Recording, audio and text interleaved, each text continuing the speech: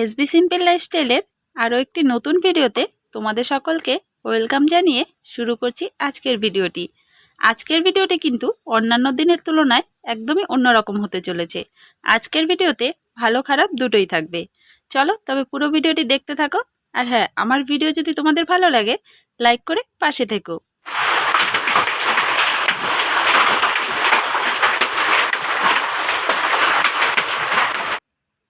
তোমাদের সকলকে good morning জানিয়ে আজকের ব্লগটি কিন্তু শুরু করছি।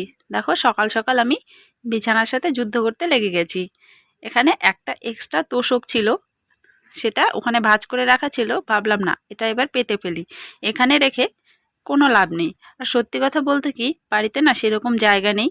আর শোকেসটা যে রয়েছে সেখানেও জায়গা নেই। এখন যেমন গরম পড়ে গেছে, ব্ল্যাঙ্কেটটা যে আমি ঢুকিয়ে রাখবো সেরকম কিন্তু কোনো জায়গা নেই। তাই বাধ্যগত আমাকে ভাঁজ করে বিছানাতেই রাখতে হয়। এখানে তোষকটা পেতে রাখলাম, বেকার ভাঁজ করা রয়েছে তাই কিন্তু পেতে নিলাম। আর বেড কাভারটা দুদিন আগেই পাতা হয়েছে তাই এটা চেঞ্জ করলাম না, ওটাই কিন্তু পেতে নিলাম। এখানে দেখো বিছানা গোছানো হয়ে গেছে। এরপরে আমার এইদিকে যেখানে আমি সব জিনিসপত্র রাখি, এই জিনিসগুলোতে এতটা ধুলো পড়ে বলার মতো না। একদিনের মধ্যেই কিন্তু একদম ধুলো পড়ে যায়। এই দিকটাও এখন আমি পরিষ্কার করে নেব। বেশ অনেকটা সময় লেগে গেল সব কিছু পরিষ্কার করতে। দেখো এগুলো সব নামিয়ে মুছে পরিষ্কার করে রেখে দিলাম।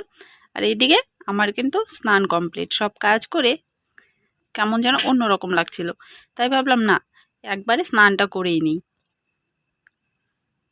এদিকে স্নান করে খাওয়া দাওয়া করে নিয়েছি, তারপরে একবারে তোমাদের সামনে আসলাম।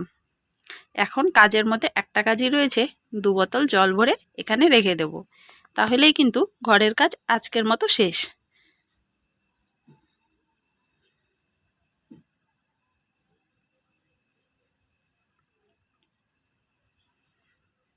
এখানে দেখো আমি দুধটা জাল দিয়ে নিচ্ছি।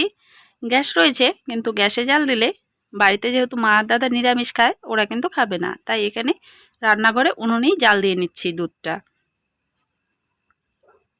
এদিকে দেখো দুধ জাল দেওয়ার পরে একটু কাজ ছিল, করতে করতে আকাশটা এতটা কালো করে ফেললো। আর বৃষ্টি নামতেই কিন্তু এত বড় বড় পাথর পড়লো। আমার জীবনে প্রথম দেখা এত বড় বড় পাথর।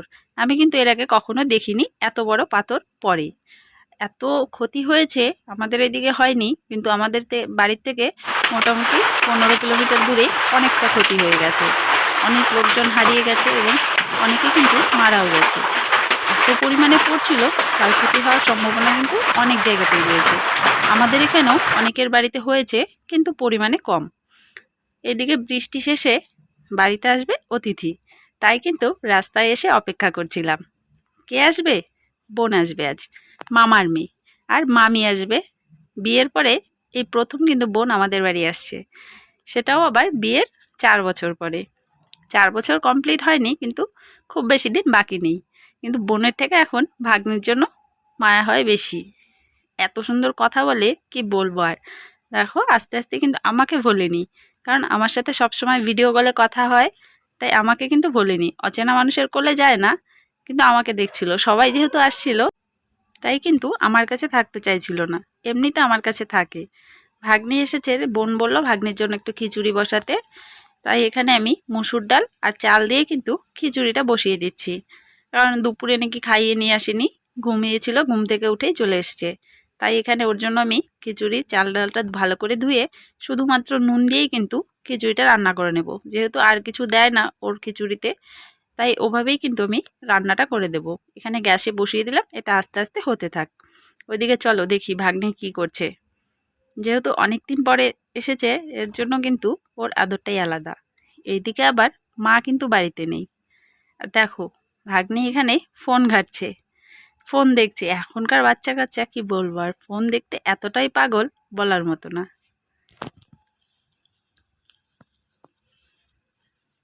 আর এইদিকে সন্ধেবেলা আমাদের টিফিনে হচ্ছিল আজ গোলা রুটি। বোন বলল দিদি কিছু একটা বানা, তো ভাবলাম কি বানাবো। ও বললো তাহলে গোলা রুটি বানা, সবাই মিলে 2-1টা করে খেয়ে নিই। গোলা রুটির সঙ্গে থাকবে হচ্ছে চা। আর এদিকে বানাচ্ছে মামি।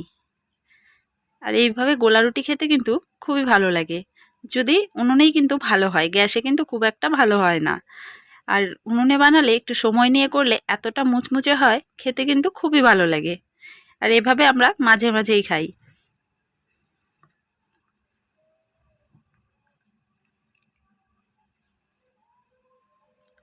দেখো কি সুন্দর হয়েছে। এটার সাইডগুলো কিন্তু একদম মুচমুচে, রুটির থেকে হয়ও অনেক তাড়াতাড়ি, আর খেতেও কিন্তু বেশ ভালো লাগে। এখানে করে নিয়েছি চা, চা আর গোলা রুটি, সন্ধ্যের টিফিন সবার। তারপরে এখানে আমি রান্না বসিয়ে দিলাম রাতের। আর গোলা রুটি চা খেয়ে সবাই মিলে গল্প করতে করতে বেশ অনেকটাই রাত হয়ে গেছে। এখন আমি চলে এসেছি রান্না করতে। গ্যাসে আর করছি না, বাইরের উনুনটাতেই করছি ডিম রান্না। এখানে দেখো আমি কিন্তু আজ একদম শিলে বেটে সব কিছু দিয়ে রান্না করছি। গরম মশলা আর জিরাটাও কিন্তু আমি শিলে বেটে দিলাম। রান্নাটা প্রায় হয়েছে, তরকারিটা হয়ে গেলে ভাতটা বসিয়ে দেব, তাহলেই কিন্তু রান্না হয়ে যাবে। আর মা যেহেতু নিরামিষ রান্না করেছে, নিরামিষ সবজি কিছুটা রয়েছে, তাই ভাবলাম আর কিছু করছি না আজকে, শুধু ডিম তরকারি করলাম আর ভাত করব, আর কিন্তু কিছু করব না। আর মা গেছে কীর্তন হচ্ছে সেখানে, তাই আমাকেই করতে হচ্ছে রান্নাটা। যদিও ডিম মাছ মাংস এইসব রান্না হলে আমিই করি, মা খুব একটা করে না। আর এখানে দেখো অবশেষে পিসি ভাস্তির দেখা হলো। মা কীর্তন থেকে চলে এসেছে, আর এসেই কিন্তু দেখেছো ভাস্তিকে অনেক দিন পরে দেখেছে, বিয়ের 4 বছর পরে প্রায় আমাদের বাড়ি আসলো, অনেকটা খুশি। আর এইদিকে ভাতটাও আমি বসিয়ে দিয়েছি। ভাতটা হতে হতে আজকের ব্লগটা কিন্তু আমি এখানেই শেষ করছি, খুব বেশি বড় করছি না। দেখা হচ্ছে আবারও নেক্সট ভিডিওতে। আজকের ব্লগটি কেমন লাগলো কমেন্টের মাধ্যমে জানিও।